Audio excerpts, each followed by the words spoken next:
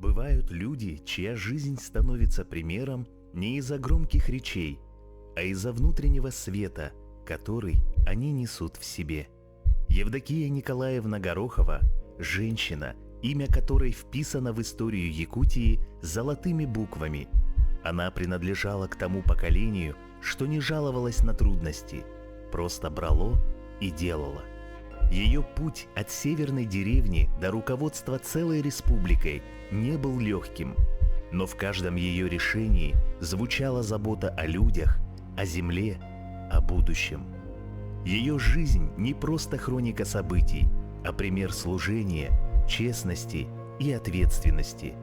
Проходят годы, но память о таких людях не угасает.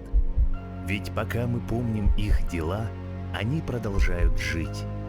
В нас, в нашем характере, в нашей земле.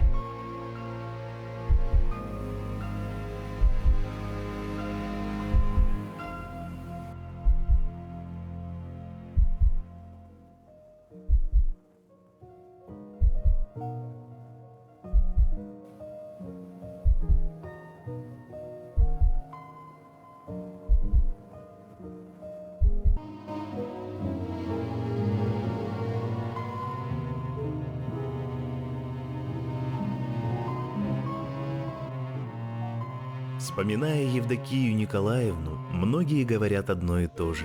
Рядом с ней было легко. Она не создавала дистанций, не держала себя выше других.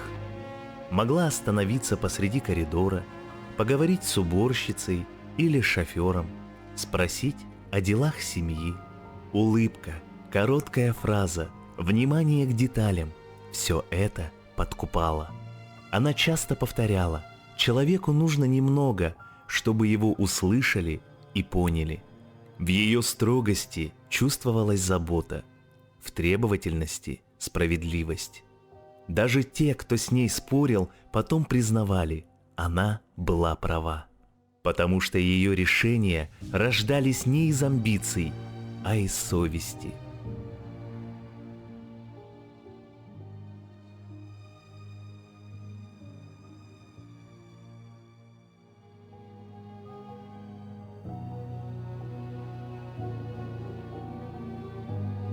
Она родилась в 1924 году в Береляхском наследии Алайховского района. Детство ее пришлось на трудные годы – холод, война, нехватка всего. Но эти испытания закалили характер. Она с ранних лет привыкла работать, помогала семье, училась, верила, что знание – путь к свободе. В северной тишине формировалась ее стойкость, терпение, вера в людей. Учителя вспоминали ее как любознательную, настойчивую, внимательную к другим. Она не боялась трудностей, наоборот, будто искала их, чтобы преодолеть. И, возможно, именно в эти годы в ней родилось главное качество – способность не отступать, если дело нужное людям. Когда началось строительство Оленегорска, многие сомневались. Суровые условия, отдаленность, нехватка ресурсов. Но Евдокия Николаевна верила в людей и в то, что сила духа способна победить любую стужу. Она видела в пустынной земле будущее, где будут дома, где зазвучит детский смех, где появится жизнь. Часто повторяла: если на этой земле живут люди, значит, здесь должен быть дом, школа, больница. Под ее руководством Оленегорск стал не просто промышленным поселком, а символом веры в человека. Она не боялась брать ответственность. Рабочие вспоминали, как она приезжала на стройку. В простом пальто, без охраны, стояла рядом, слушала, помогала. Именно такие поступки рождают уважение, которое живет десятилетиями. Я трудовую свою деятельность начала после окончания 7 класса, до военное время, в 1940 году. Тогда здесь средней школы не было, поэтому нас, выпускников семилетки, всех направили как грамотных людей, первых выпускников школы в различные, даже очень ответственные работы. Но я была по возрасту самой младшей, поэтому меня определили в библиотеку районного комитета партии. Я с удовольствием начала свою работу среди книг, среди хороших людей. Потом вскоре меня сделали техническим секретарем районного комитета партии, где работали первым секретарем райкома партии очень известные в республике и в нашем районе люди. Она не искала должностей, просто не могла пройти мимо чужой беды. Работала честно, искренне, со вниманием к каждому. Люди чувствовали, что рядом человек, которому можно доверять. Сначала поручали небольшие задачи, потом все серьезнее, и она справлялась.